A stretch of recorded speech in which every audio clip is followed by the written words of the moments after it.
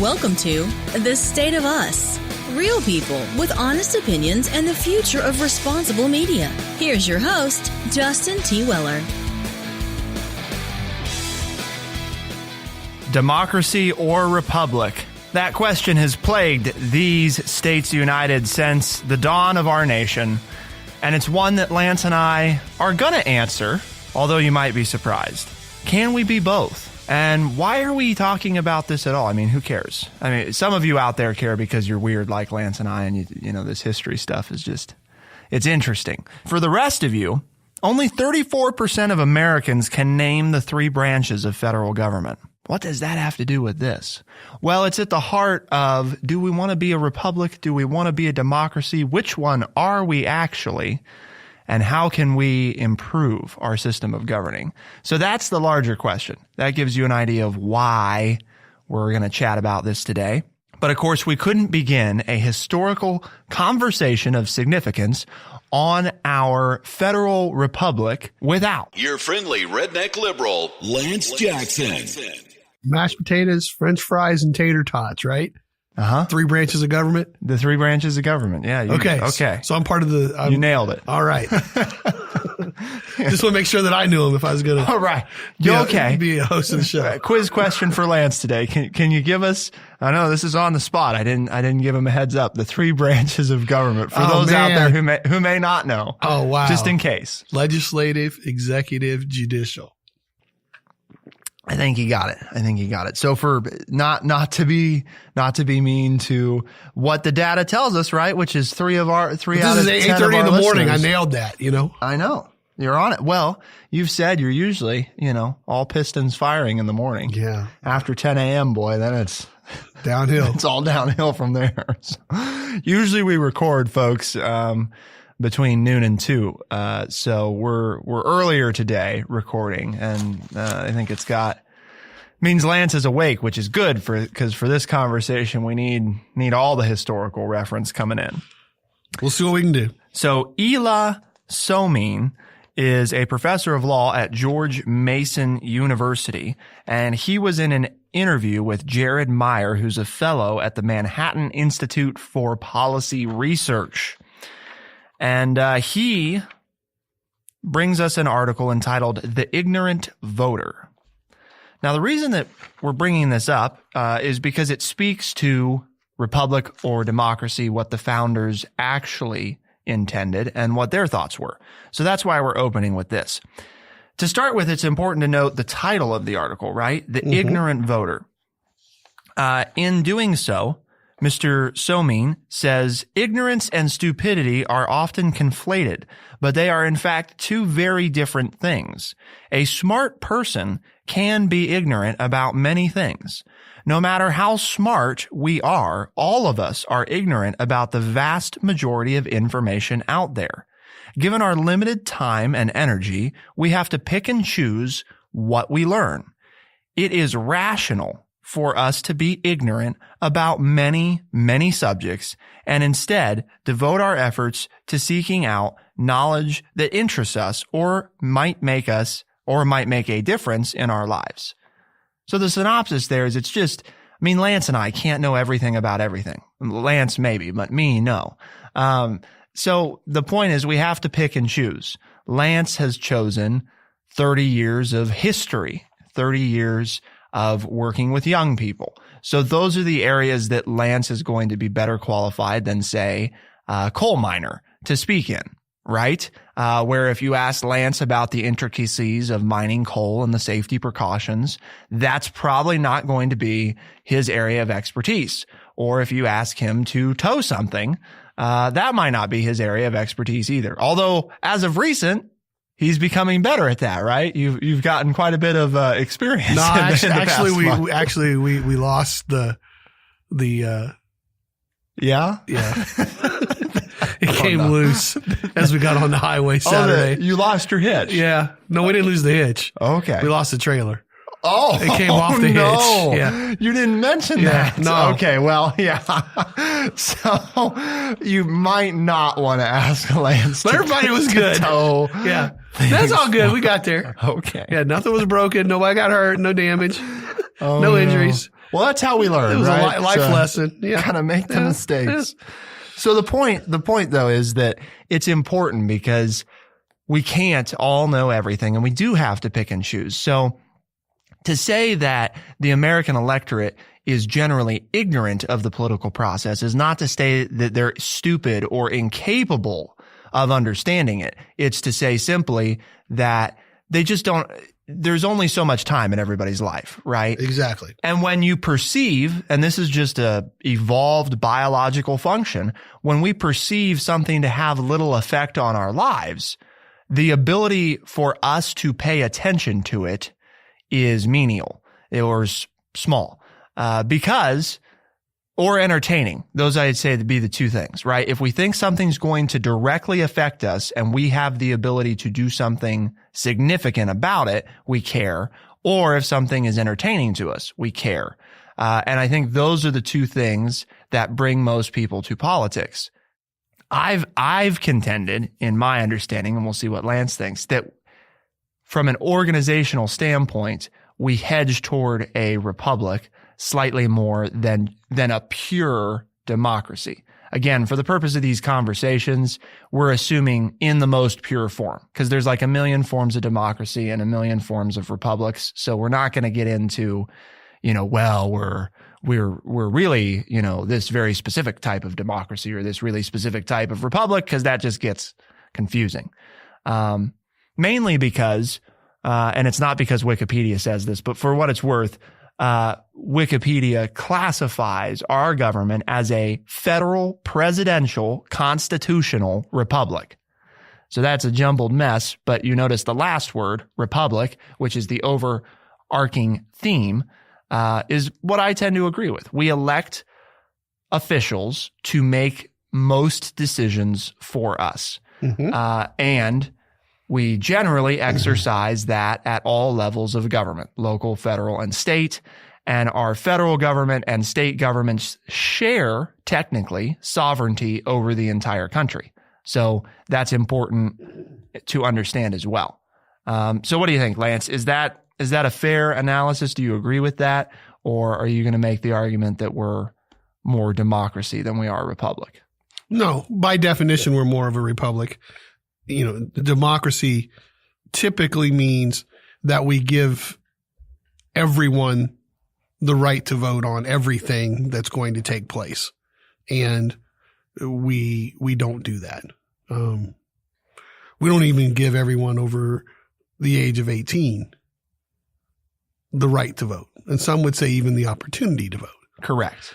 So there's restrictions on who can yes. vote. And that in and of itself lends itself more toward a republic.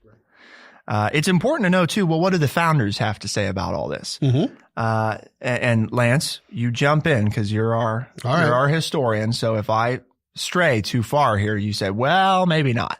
Again, my understanding, I'm reading a book right now called Spqr, A History of Ancient Rome. And Spqr, for those of you that don't know, is the acronym that is widely used to refer to and technically means the Senate and people of Rome.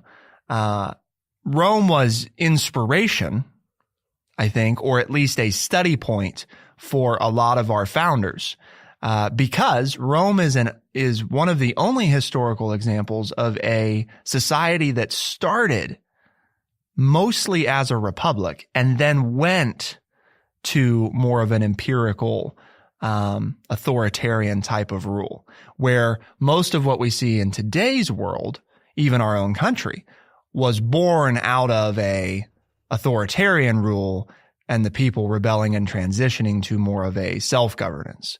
So part of what was interesting there is if we're going to start a country this way as a republic in this case, how do we avoid what happened to Rome? Because of course we don't want that. The whole reason we set up this government was to not be like our previous owner country. Well, we need to quit having knee-jerk reactions when things don't happen, when things happen that we don't like. Right. There are tried and true ways that have worked over the years. And just because they don't work all of the time doesn't mean you throw them out. Sure. I mean, in a little nothing is perfect preview of what the discussion, the tack the discussion may take here. But in all honesty, you can't have knee-jerk reactions to change things just because you don't like the outcome of something in one or two situations. Because if time shows that there are bumps in the road, but eventually you get there, then you run the risk if you totally revamp a system that all of a sudden you won't get there anymore. And that's, what happened to Rome. It was like, okay, well, we don't like the direction we're doing, so we're going to go this way and let people have this power to do these things. And then before they knew it, they had lost control of things, had overreached, and then made themselves susceptible to being overthrown. And that's part of my concern with all of these discussions that we're having as a nation and with scholars about what kind of government we have and should have and what we should do, is that these are time-tested traditions. And not that tradition is always good or bad, but it's not always bad, and sometimes when things don't happen the way we want them to, we say, well, we need to change these things because change is good. Sometimes change is good. And sometimes you just have to weather the storm and things will even back out. Lumbering and slow is a term, or terms rather, that I've heard a lot of people, including myself, use to refer to the federal government. Have you also heard people use those terms, yes. Lance? Mm-hmm. But it's designed that way on purpose. Well, that's exactly what I was getting to, is we think because we as a society have negative connotations about the terms lumbering and slow. Those are not generally viewed as positives, but that's exactly what the founders wanted. They did not envision a speedy, big, massive federal government that did these things all the time that had huge impact in people's lives. They almost viewed it the opposite. They wanted smaller local governments, particularly states at the time, and of course today more so your city governments, but there weren't nearly as many cities and municipalities when the nation was formed. So they viewed, again, the state level being, kind of the most important. They viewed those as being the quick to react, fast to move, have the biggest impact in people's lives areas. So as Lance is highlighting, part of understanding is the system broken is understanding, well, was the system ever really supposed to work differently? You got to think of the fable, the tortoise and the hare. Yeah. And, and again, I'm not saying that our audience is ignorant, but I don't know how many people, familiar with that old fable is that, the tortoise and the hare took off on a race and everybody said, oh, the hare's going to win because it's so much faster. But he ran and dawdled and slept and played and, did some other things. And the tortoise just continued to, as you use your word, lumbered towards the finish line. And the tortoise won because it was single-minded. It had a directive and it followed that directive and eventually was the winner. And that too sums up kind of my feelings about a lot of this is that, okay, it's not wrong to take a look at things and to bring in pieces that would make things better, but it doesn't mean you throw out everything just because. Is the system really broken? Does it need to be mended or does it need to be overhauled? Correct. And that's the genesis of this discussion. Is we talked about last week, for those of you that listen, the big question about, yes, Rome as a republic survived longer, but also keeping in mind that there were a lot of differences in its economic ability and its technological ability. And relative to the time it was in. I'm not saying obviously we're more technologically and economically advanced because we're 1,000 years in the future. So not from that standpoint. I mean, relative to our situations, what we've done in 200 plus years is significantly more than what Rome did economically and technologically in 500. So the point is, we also don't want to be under the illusion that we've got 300 years to figure this out, because that was their tipping point. But just like Lance has shared before, every leader has their own style that works. We're in our own situation. And we have a very unique set of circumstances that are nothing like what the Romans faced. And they had a very unique set of circumstances that are unlike what we're facing. So that's not to say that either one would do better in the other's situation. I think that's where we get to, we increasingly are moving toward a more powerful president. Some may view that as good, others may view that as bad, but that is, again, part of what we were trying to escape and part of what we were trying to prevent, hence the lumbering, slow checks and balance process we have. Doesn't mean it has to stay that way, but it does mean that our founders, John Adams, used the term representative democracy in 1794. So did Noah Webster in 1785. So did St. George Tucker in his 1803 edition of Blackstone, and so did Thomas Jefferson in 1815. So they were keen on using the phrase representative democracy. Why, though? A branding thing. They weren't completely ignorant of communications, and republic was widely associated with Rome. Mm-hmm. And not everybody, but the educated individuals, which were the ones designing this thing, knew what happened to them. So they were very cautious of too directly referring to us as a republic, because they didn't want people to think, well, we're going to build a modern Rome. Right.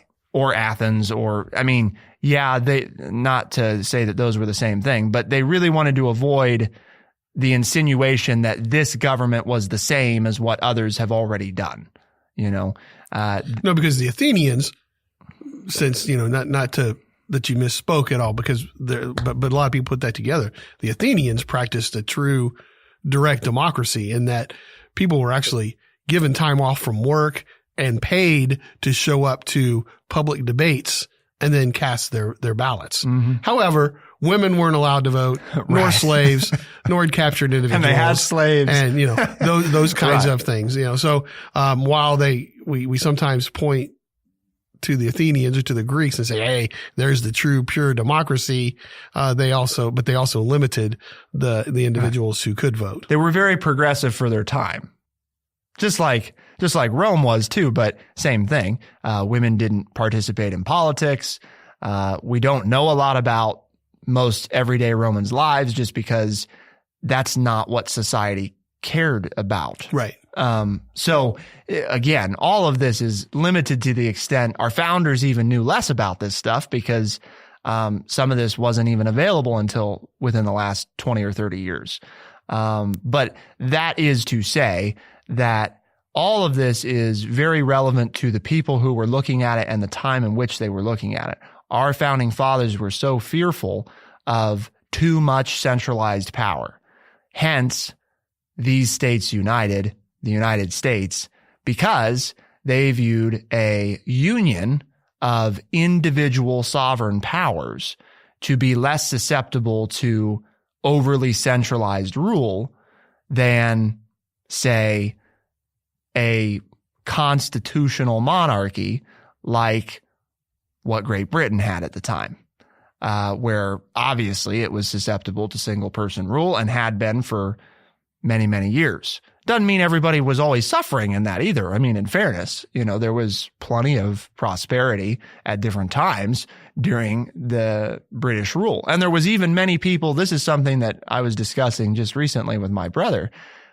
We are all very quick to say that, the Revolutionary War and Americans were ready to go. Well, we didn't even refer to ourselves that way for most of us for quite some time. And there were a lot of quote unquote loyalists here who believed that we were being traitors and that we were throwing off, our country and that we were terrorists. Mm-hmm. So it's all, we've talked about that before. It's all perspective. It's all perspective. The next thing, Lance, that we want to move to, though, is the greater question, or not the greater question, I guess this is a more specific question, the Electoral College, because this may be one of the clearest indicators of republic or democracy that we have from our founding fathers, and whether or not it's functioning the way that they maybe thought that it might.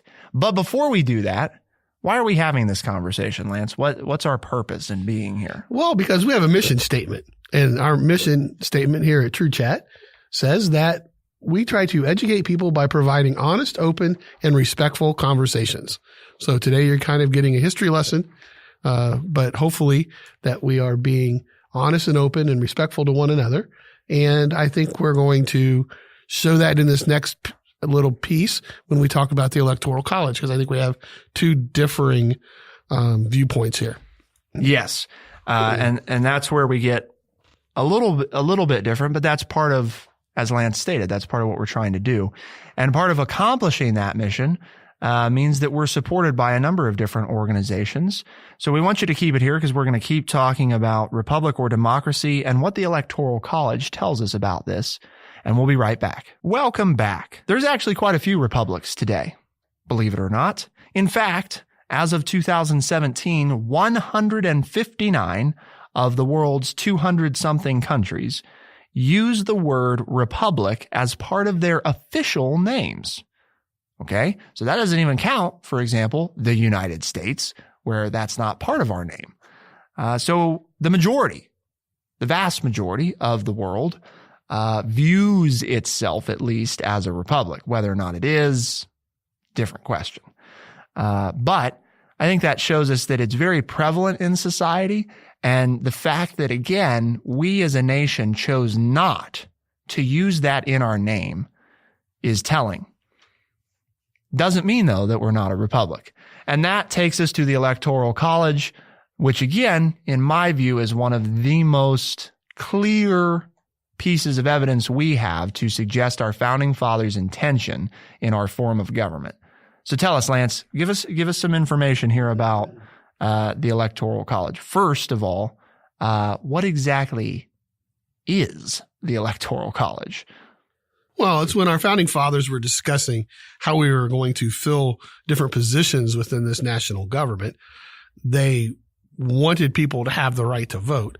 And when they meant people, they were talking about male landowners over the age of 21. So it was a very select group, but it was a much larger group than the mother country of England had ever allowed to have a say-so in the government and in the power structure. So at the time, while it seems like male landowners over the age of 21 is a very small group of people, it was a very enlightened idea to give that many people the chance to say something about how they were going to be governed. And some people said, well, we'll just let those votes count. But others mistrusted the average voter's, quote, capacity to judge of the respective pretensions of the candidates, as George Mason put it. So they came up with this thing called the Electoral College, which said, it was a compromise. We will allow the people to vote. They will vote for electors, or people who will then have a meeting, and the electors can then either vote the way the constituents voted, or they may vote as they see fit. But we're going to kind of put this buffer between the people and the government. And chaperones. Yes, as they called them. All right. Or as the author of this article from U.S. News and World Report says, called them chaperones. But as so that's how it all started. The possibility of electors submitting their own judgments for those of the state's voters was not ruled out by the Constitution. Such a practice was not implausible or offensive by the political values of that day. However, as history has continued, most states now say that electors must vote for who the states follow. So what has happened in the 21st century, most of these electors are now rubber stampers rather than chaperones. And it isn't necessarily a bad thing, given how incredibly elitist the conception of the Electoral College is, but it's also not precisely what the founders had envisioned. Also, the unit rule, which awards all of the state's electoral votes to whomever gets the most votes in that state, regardless of the margin of victory, which they obtained in 48 states in the District of Columbia. Maine and Nebraska split their votes according to results in individual congressional districts. So we have seen some changes over the years, whereas the Electoral College the people who were, appointed to the Electoral College from a state could kind of vote their conscience and not necessarily go along with electors. In the majority of states now, the law says, no, you can't do that. And where it was a winner take all election, we have a couple of states who have broken from that and who are now saying, okay, you get so many votes if you win the state as a whole, but then we're going to break down our votes by congressional districts. Now, the issue or the reality is, I guess, is that neither Maine nor Nebraska have a big say in the election of the president. So the fact that they are two outliers in the system really hasn't made an impact on anybody to look at this as maybe a possible solution. But there you have it in a nutshell. You know, that this is a group that when so we don't directly vote, we the people of the United States who choose to, number one, register to vote, and then through some form or fashion in our state, whether it's early voting, computer voting, step up and go to the polls and stand in line. If we do take the time to go vote in any form or fashion, or, you know, mail our ballot in, I guess that's another one. Then those votes are counted. And then there are a group of people that are generally elected that are appointed by the side that wins the state. So like if Donald J. Trump won the state of Ohio in the popular vote, he gets to choose who the representatives to the Electoral College are from the state of Ohio. So obviously he's going to pick people that are going to vote for him because that's his legal right to do that. And then all of Ohio's votes would be cast for Donald J. Trump. And since there are 435 members in the House of Representatives, plus 3 that the 23rd Amendment gave to the District of Columbia, that makes 438 plus 100 senators makes a total of 538 votes in the Electoral College. And then the Constitution says in order to become president of the United States, you must gain a simple majority, which means one more than half. So you take 538, you divide by 2, you get 269. You add 1. 270. That's where you see the number every 4 years, 270. The magic number. And that's how we come to that number, though, because that is the total number of representatives in Congress, which is the House of Representatives plus the District of Columbia and 2 senators from each state. That's how we arrive at that number of 270 is we take the 538, divide by 2, plus 1, little algebra there, and we get to 270. And that's what you need to become president of the United States. So then each state is given a numerical value based on the number of members that it has in the House of Representatives plus its 2 senators. So the more population you have, the more powerful your state is in the presidential election process, which is why you tend to see the candidates go to those states that have more votes. Unless, of course, you're California, which is very, very heavily Democratic. Texas, which in the past has been very, very, recent past, very, very Republican. They don't even bother to go because there's no reason to waste money there because one candidate's going to win over the other no matter what because of the number of registered Republicans versus Democrats or vice versa. So, right. The other no matter what because of So, and this is the takeaway that I've gotten from all this information and that I think I've been developing over the course of a few years is that almost all systems have inherent flaws, right? But both, very true. The system we have has things that can be exploited. Let's not use the word flaws, okay? Because the system is functioning the way the system was set up, which exposed it to these potential problems that Lance has laid out. For example, candidates not even visiting a place like Texas historically because they can't win, or California because they can't win. And then what does that do? It lets those areas become even more solidified in their beliefs because they're never exposed to the other side of things. So there's that big issue, right? On the other hand, though, 1/3 of Americans think that foreign aid is the government's largest expense. Foreign aid being things mainly that the Secretary of State, disperses through the State Department. These being aid packages to other countries. 1/3 of your fellow Americans, and maybe even you, thought that was the government's largest expense, when in reality, it's less than 1% of the budget. Mm-hmm. Okay. So that just shows you, again, not stupid, ignorant, right, of how the process works. So on the flip side, we say, well, we don't like the Electoral College. We just want to give it to the people. Do you really want to give it to ignorant voters, though? That's the other question. Do you really want them to not have any oversight? The answer to all of this, in my mind, Lance, is that the Electoral College is not, conceptually, it's not a bad idea. I think where we've arrived at is it's more of a ceremonial thing that at the end of the day isn't really providing much benefit. Let's put it that way. The downsides to it at the moment are outweighing the positives because I don't think it's being executed the way that it was probably intended to be executed anymore. Because this last election being a good example where there was a lot of talk about maybe there will be some electors who go against what the people wanted, except we didn't have that. And we haven't. Except we didn't have that. And in part, Lance pointed out, we've got state laws that prohibit it.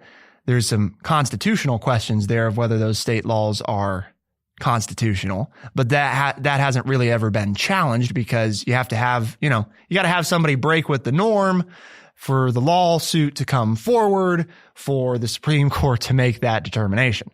So I guess that's where I'm at on this is I don't think we necessarily have to completely scrap it. We can have that conversation, but then we also, I think, have to have the conversation about what Athens did, where we incentivize and make it easier for people to be informed and to care about what's going on. Because I don't know if I'm a huge fan of the idea, right, that we have a lot of people out there who, again, not dumb, not can't understand, just don't have time or the energy to understand what's going on. So is that really the best thing for us? All of us as people?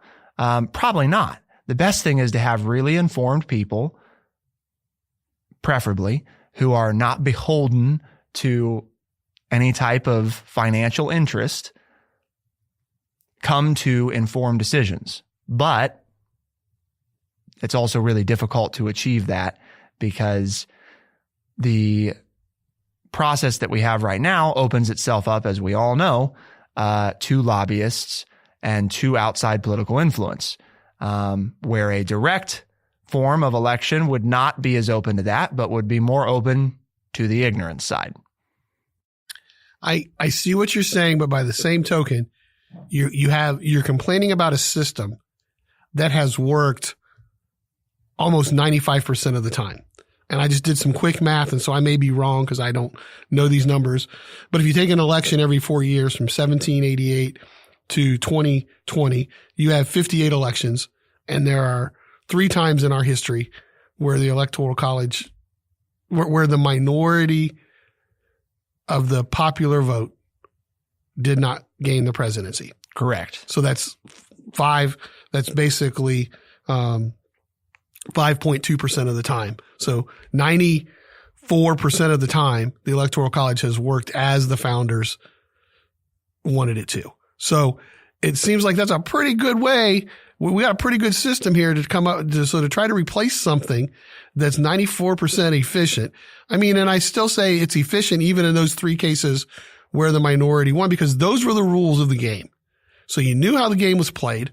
So you played by the rules. And if you lose, that doesn't mean you change the system.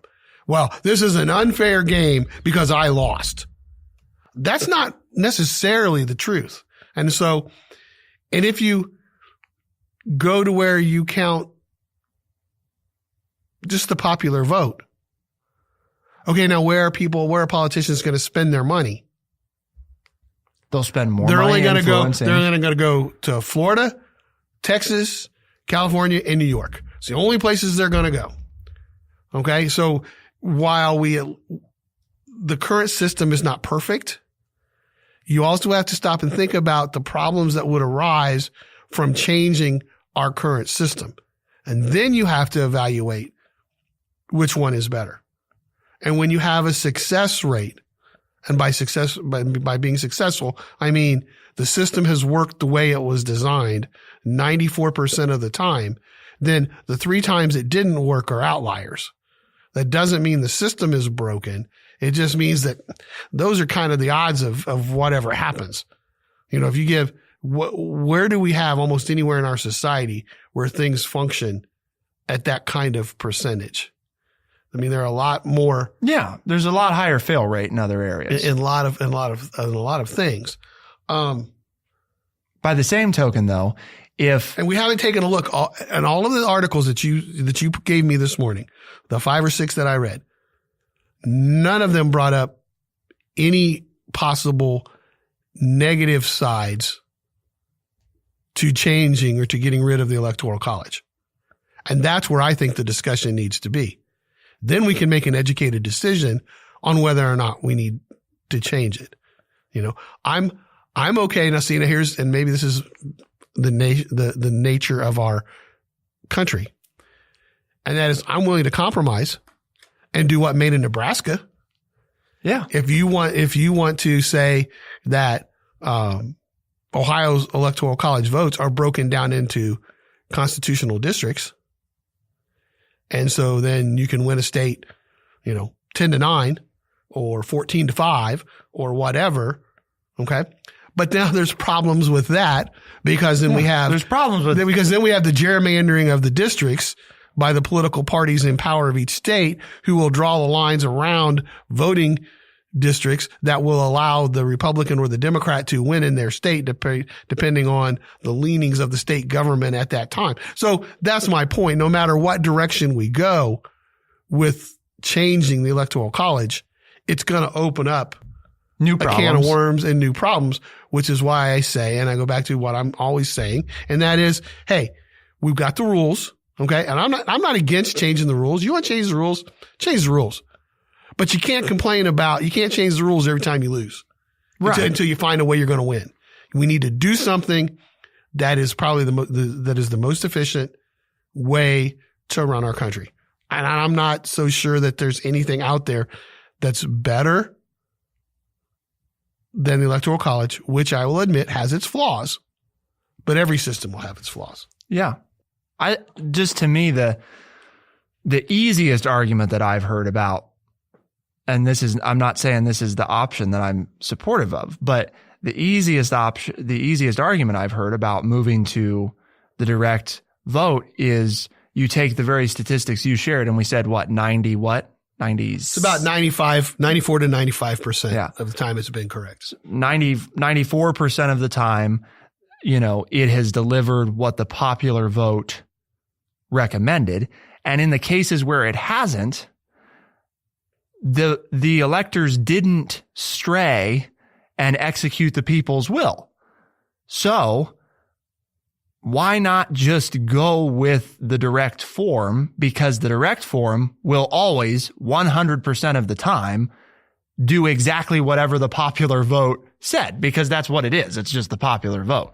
So, and again, I'm not saying that that's what I'm in favor of, but the statistics work the other way too, of just saying, well, if that's all the Electoral College is really doing, then it's inefficient to have it because it's just a bureaucracy and formality that doesn't actually serve any real purpose. And so there's that side of it too. Is it really that efficient? So what do you do when you have more than 2 candidates and we go back through the election and the winner only gets 40% of the popular vote? So the majority of the country did not vote for them. Even though they are the winner, they got more votes than anybody else. So now what do you do? Well, our Constitution has a stipulation for that, right? We throw it to the House of Representatives. No, but they still won Electoral College. Oh, okay. I'm saying there won have the Electoral College, but there have been times in history Okay. where they were not voted by they got the most votes. Right, but they did not win 50% of the popular vote. And they still got the Electoral College. But they won 50% of the Electoral College. Yeah. Mm-hmm. Well, in that case. So see now, and again, I'm not trying to. It opens the can. there it is, right? I mean, no matter. So we have a case and everybody says, I shouldn't say everybody, but many people I've talked to say, well, we have this two-party system, and I'm quick to point out that there's nothing in the Constitution about a two-party system. That's just the way it's been recently. You can have 12 people run. And then you get into the case of Germany or someplace where you have to come up with a coalition government. There are 10 political parties. The top vote getter gets 25%. So then I have to go around, and whoever can make a coalition of 50%, 51% of the people's vote now rule the government. Mm-hmm. Do we really want to do something like that where people who really have nothing in common, political groups that have nothing in common, decide to put their power together so that they can rule the country? That's going to be a better system than what we have? Might foster compromise. Just playing devil's advocate. I mean, if you're saying, we have more specific groups that more directly represent people's interests, and the only way that we ever get to a majority is by getting enough of those groups to agree to work together, maybe you're fostering, cooperation there, as opposed to what we have now, which is, well, I don't really agree with about 40% of what Republicans say, but they're who I agree the most with, so I guess I'm a Republican kind of thing. And it hasn't always been two parties. I mean, that's again. Or do you have less of a voice because your coalition never gets into power? Hopefully. And so you have no voice in what's going to happen within the government. Hopefully people appreciate what our founding fathers went through. They say, oh my gosh, it took them a few years to get all this stuff ironed out. Yeah, it did. And it's still not perfect, right? What we have is not perfect. It just so happens that it has a relatively decent track record of we're still number one, right now. We've talked about statistically, though, that if something about our direction as a country statistically doesn't change, we will lose a few of our number one position rankings very soon. But can I just throw one caveat? What I really learned from this, no, I didn't learn it, but that I want to point out to people is you're not going to balance the budget of the government by having a trade war. I'm not saying a trade war is good or bad or that, but these aid packages and everything else and all these other things that we're doing with foreign aid and helping out foreign countries and everything else isn't going to balance the budget, folks. Okay. So you can't believe the politicians. And I'm not just attacking the president here where, well, we can't give aid to these people. We can't help Puerto Rico and we can't, which are our people, and we can't do this and we can't do that. And by God, we've got these trade imbalances and they're going to bankrupt the country. That's not what's going on, people. Don't be that ignorant person. And I don't mean that in a negative way. I mean that find out the facts. It's the entitlement programs that have to be looked at, whether it's medical care, whether it's Social Security. Those are the things we have to take a look at if we're ever going to balance our budget and get our economy really going on track.